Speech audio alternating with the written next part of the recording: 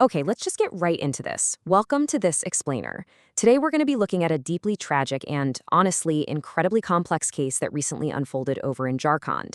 Now, our goal here is to objectively and respectfully walk through the reported facts. We're going to unpack the timeline, figure out exactly who was involved, and see what angles law enforcement is investigating right now, all to help make sense of the source material.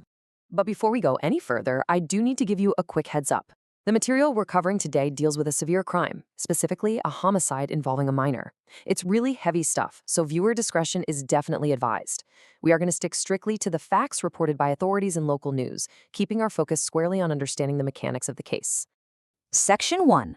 The Tragedy in Jharkhand. Let's look at how this whole thing played out. The timeline here is actually pretty clear-cut.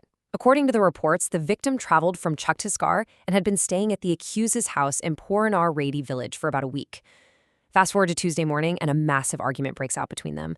Locals say that in a sudden fit of rage, the accused attacked her with an axe, and she tragically died right there on the spot. But look at that last step on the timeline, the immediate aftermath. That's where things get really unusual, and we'll touch on exactly why in just a second. First, we really need to understand who we're talking about here. The accused is 19-year-old Suman Yadav, and the victim was 17-year-old Anshika Tirki. Adding a whole other layer of heartbreak to this, police say Anshika was about 5 months pregnant. When you hear those ages, you realize we are literally talking about kids here. Two young people barely on the edge of adulthood whose lives collided with absolutely devastating consequences. Now, circling back to that aftermath I mentioned, what makes this case so different from your typical crime is that Suman made absolutely no attempt to run or hide. None. He literally just stayed right there at the house, waiting until the authorities showed up. As you can imagine, for the investigators, this is a massive piece of the puzzle. It speaks volumes about what his state of mind might have been in the immediate wake of the event. Section 2. A shocking confession.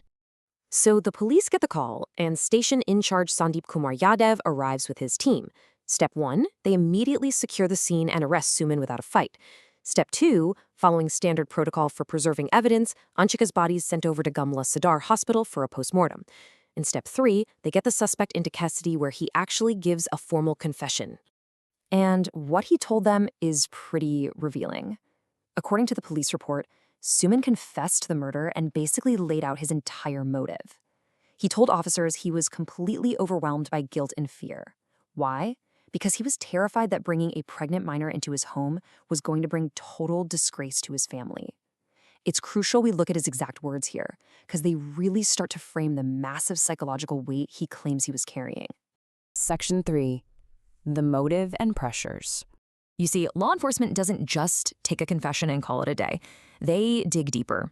Right now, they're looking at the whole environment surrounding this crime, splitting the pressures into two main buckets. You've got internal factors, so what was going on inside his head, versus external factors, like the pressure coming from his family and the community. It's like a giant puzzle, and understanding both sides is the only way to figure out what actually happened here. Let's start with the internal side of things. Suman's mother actually gave a statement to the police, and she claimed her son had been seriously mentally disturbed for the last few days leading up to the incident. More specifically, she said he wasn't sleeping at all. And you know how it is, severe insomnia can completely wreck your judgment and your emotional control. So the police are absolutely having to document and evaluate this as a major internal factor. On the flip side, we have the external factors, and this is where the local villagers chime in. They told police about this absolutely crushing family and societal pressure Suman was dealing with because of the pregnancy.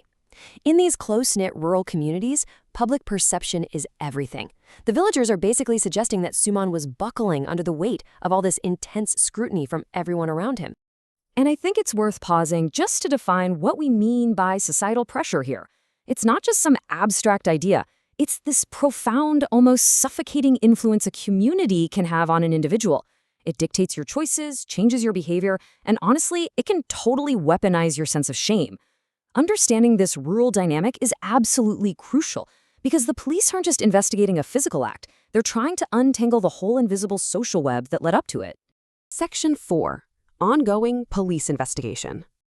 So where do the authorities go from here?